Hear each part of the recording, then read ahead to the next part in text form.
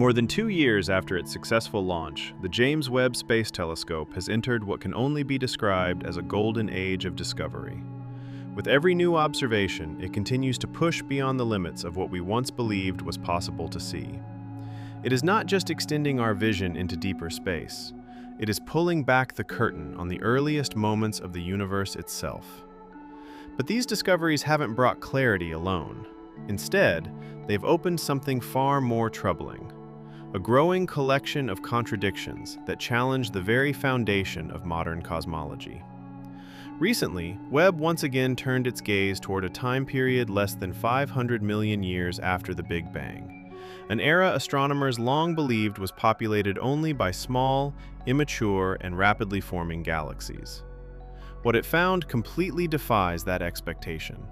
Instead of tiny, chaotic structures just beginning to assemble, Webb observed galaxies that appear massive, structured, and surprisingly mature, as if they had far more time to evolve than the universe had actually given them.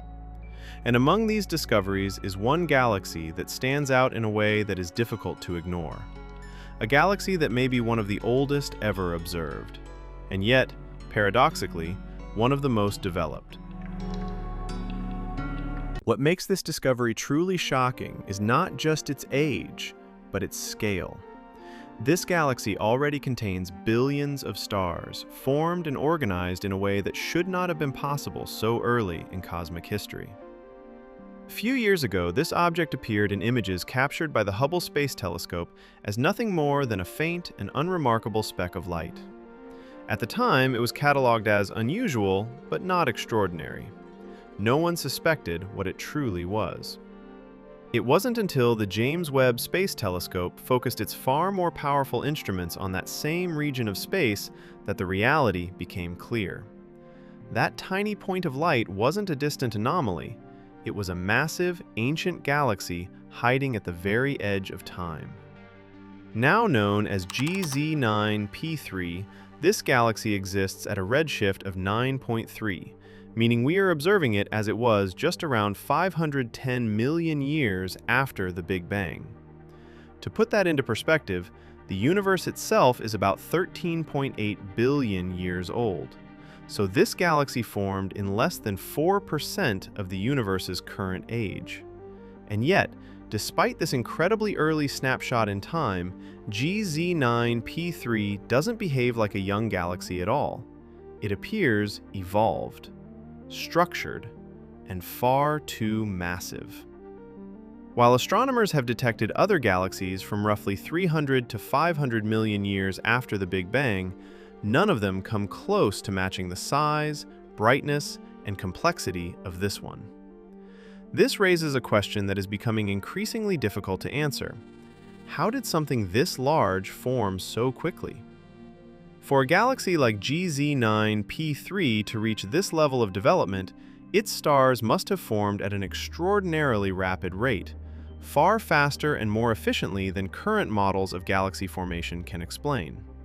In simple terms, the universe may have been building galaxies much faster than we ever thought possible. But the mystery doesn't end there.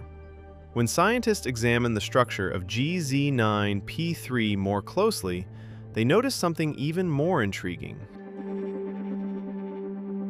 The galaxy contains two distinct bright regions, two dense cores of light embedded within it. This is a strong indicator of a galactic merger, a cosmic collision between two separate galaxies that combined into one larger system. If that's the case, then what we are witnessing is not just a massive galaxy forming early, but two early galaxies merging together in the infancy of the universe, accelerating their growth even further. And that has major implications. Because it suggests that galaxy mergers, events we typically associate with later cosmic evolution, may have been happening much earlier and more frequently than we assumed. But Webb's capabilities go far beyond imaging structure. It can analyze the light from distant galaxies to determine their chemical composition, effectively allowing scientists to study the elements present in stars that existed billions of years ago. When researchers examined GZ9P3's stellar population, they found something even more surprising. They detected elements like carbon, silicon, and iron within its stars. Iron, in particular, is significant.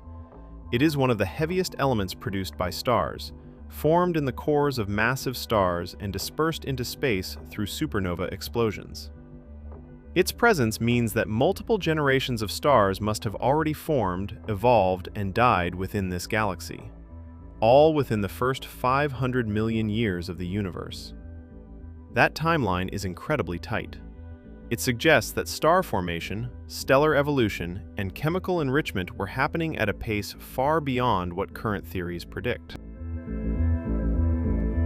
Even more unexpectedly, the galaxy appears to host a substantial population of older stars, not just newly formed ones. This indicates that star formation may have begun even earlier than we currently believe, possibly far earlier. And if that's true, then our entire timeline of cosmic evolution may need to be reconsidered.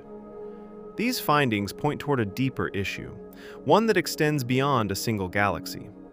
Because GZ9P3 is not an isolated case. It is part of a growing list of observations that don't quite fit within our existing framework. And this brings us to a much larger problem in modern astrophysics, something scientists often refer to as the crisis in cosmology. At its core, this crisis stems from the fact that different methods of measuring the universe are producing conflicting results. One of the most well-known examples of this is the Hubble tension. The universe is expanding, that much we know. Galaxies are moving away from each other, and the rate at which this happens is described by a value known as the Hubble constant. But here's where things get complicated. When scientists calculate this expansion rate using the cosmic microwave background, the faint afterglow of the Big Bang from when the universe was about 380,000 years old, they get one value. But when they measure it using distant supernovae, objects whose brightness can be used as cosmic distance markers, they get a different value. These two measurements should agree, but they don't. And the gap between them has persisted for years. Now, with the James Webb Space Telescope providing even more precise observations, this discrepancy has only become more pronounced. Webb has effectively confirmed that the Hubble tension is real, and not the result of simple measurement errors, which leaves scientists with a troubling possibility. There may be something fundamentally missing from our understanding of how the universe works. But that's not the only inconsistency. Another emerging issue is known as the S8 tension, a problem related to how matter is distributed throughout the universe. In simple terms, scientists are trying to understand how clumpy the universe is, how matter gathers and clusters on large scales. Different methods of measuring this clustering once again produce conflicting results. Observations of nearby galaxies suggest that matter is less clustered than expected, but models based on early universe data suggest it should be more tightly grouped. To address this, researchers turn to one of the most ambitious computational projects ever undertaken in cosmology, a massive simulation known as Flamingo. This project aimed to recreate the evolution of the universe using one of the most powerful supercomputers available, the COSMA 8 system in the UK. The scale of this effort is almost difficult to comprehend. It required more than 50 million hours of computing time, spread across tens of thousands of processors. And unlike earlier simulations, Flamingo didn't just focus on dark matter. It also incorporated baryonic matter, the normal matter that makes up stars, gas, and galaxies, along with complex processes like supernova explosions and black hole-driven winds. These processes, while often overlooked, can significantly influence how matter behaves and distributes itself across the cosmos. The goal was simple: resolve the discrepancies, bring theory and observation into alignment. But that's not what happened. Despite its sophistication, the Flamingo simulation failed to fully explain the observed distribution of matter. In fact, it couldn't resolve the S8 tension at all, and in some cases, it highlighted the inconsistencies even further, which raises a difficult question. What if the problem isn't the data? What if the problem is the model itself?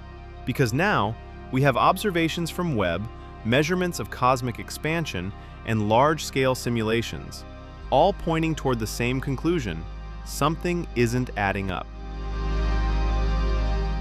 The standard model of cosmology, the framework we've relied on for decades, may not be entirely wrong, but it may be incomplete or missing something critical. And that opens the door to new possibilities. Some emerging theories are beginning to explore ideas that were once considered too radical, including modifications to gravity, new forms of energy, or even rethinking the role of dark matter entirely.